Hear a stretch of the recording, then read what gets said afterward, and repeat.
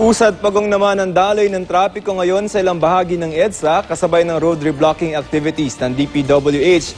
Natapat pa naman ang reblocking sa pagluwas ng mga bakasyonista sa iba't ibang probinsya para sa Semana Santa. Kaya naman, ang ilang motorista hindi maiwasang mainis dahil sa sitwasyon sa kalye. Live mula sa EDSA Connecticut, may report si Rafi Tima. Rafi? Joseph, 7 oras na rin tuloy-tuloy itong construction na isinasagawa dito sa EDSA Connecticut na siyang nagdudulot ng napakatinding traffic mula sa Quezon Avenue patungo dito sa Ortigas. Pero paglagpas sa lugar na ito ay bagyang magiging maginhawa yung biyahe ng ating mga kababayan patungo sa Makati at iba pang lugar sa Southern Metro Manila. Silipin natin yung ating aerial night shot nitong kahabaan ng EDSA kung saan makikita ang patsi-patsing road reblocking na isinagawa ng Department of Public Works and Highways o DPWH. Makikita ang paglagpas ng mga motorista sa construction area dito sa Connecticut bibilis ng bahagya yung takbo ng mga sasakyan. Pero ang kabilang linya ng EDSA o yung northbound na patungong Cubao at Quezon City ay napakabigat din. Hindi dahil sa road reblocking, kundi dahil sa dagsa ng mga motoristang pauwi sa norte, kabilang na yung mga bus units na patungo sa mga bus stations na nakakalat sa Cubao. Kaya naman, ang mga pasaherong nag-aabang ng kanilang masasakyan sa Araneta Center Bus Terminal, humahaba ang paghihintay dahil naiipit ang mga bus sa matinding traffic na yan. Kaninang hapon ay ito naman ang ating nakunan sa bandang Cubao. Makikita kung gaano kahaba ang traffic na idinulot ng pagsisimula sa road reblocking sa southbound ng EDSA dito nga sa Connecticut. Bago pa umakyat ng Kamuning Flyover, halos hindi na gumagalaw ang daloy ng mga sasakyan patungo sa Cubao.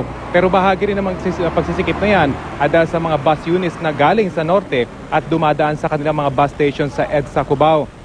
Makikita rin sa ating drone shot ang napakaraming taong nasa gilid ng EDSA at patungo sa mga bus station para makasakay palabas ng Metro Manila.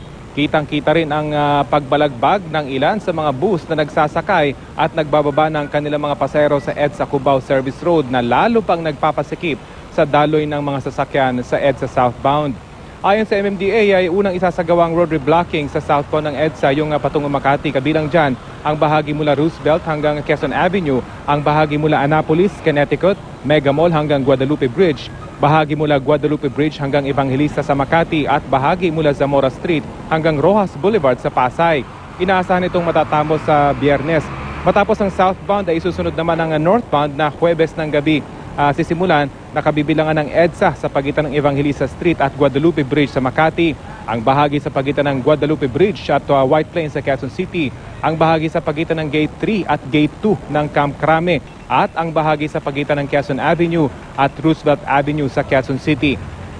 Ang pagsisimula sa pagkukumpuni sa EDSA na isinabay sa dagsa ng magsisiuwian ng mga bakasyonista ay kinainis ng ilang mga motorista, pero ayon sa MMDA, iba yung ginhawa naman daw ang idudulot nito sa mga madalas gumamit ng EDSA oras na matapos ang road reblocking pagkatapos ng Holy Week. Sa ngayon, dapat tumanong iwasan daw ang EDSA. Sisimulan natin yung zipper lane dito sa Mega Mall area para makabawas. Hanggang bago mag-Guadalupe yan kasi may gagawin sa Guadalupe. Pero bukas, full implementation tayo ng zipper lane sa malapit sa area ng NEPA Q-Mart. Joseph, para nga maibsan yung pagbibigat ng trapiko bukas kung saan inaasahang mas marami pa yung palabas ng Metro Manila ay magbubukas nga ng zipper lane ng MMDA. Babala rin ang ahensya, planuhin na ng ating mga kababayan ng daraanan nila mga alternatibong ruta pagbalik nila sa Metro Manila dahil by that time, ang northbound naman ang sumasailalim sa Q-Ring. Lunes ng madaling araw, inaasahang matatapos na ang road reblocking sa lahat ng bahagi ng EDSA at pagkatapos nito ay wala nang inaasahan pang pagkukumpuni ang DPWH sa pangunahing kalsadang ito ng Metro Manila. Joseph? Rafi, yung kuha ng drone mo kanina, yung top shot na gabi, anong oras yun? Medyo siksikan yun sa isang lane. Siguro mga 6:30 to 7 o'clock yun, Joseph. At ngayon nga ay ganun pa rin. Halos mas bumigat pa nga dito sa ating obserbasyon. Lalo na dito sa may Connecticut dahil mas dumami na yung mga dumaran dito pa southbound. At dito nga nagkakaroon ng choke point dito sa isinasagawang road reblocking. Pero pagkatapos nga nito ay ganun pa rin yung sitwasyon. Medyo luluwag na at bibilis yung mga patungo ng Makati. Pero yung kabilang linya ay lalo pang bumigat, Joseph, ngayon at mas bumagal yung kanilang pag-usad, Joseph. Para doon sa mga kababayan natin na ngayon luluwas, no, papunta sa mga probinsya sa South. Nabanggit mo kanina, paglampas mo ng Ortigas, medyo doon makakahinga ka na ng maluwag. But from dito siguro sa may Trinoma side, papunta ng hanggang makarating doon, medyo tiis-tiis?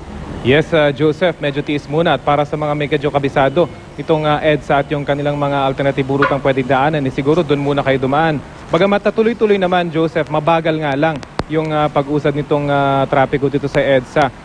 Pero inaasahan naman na tuloy-tuloy yung daloy ng mga sasakyan. Hindi katulad sa mga side street na kung minsan ay nagkakaroon talaga ng blockage.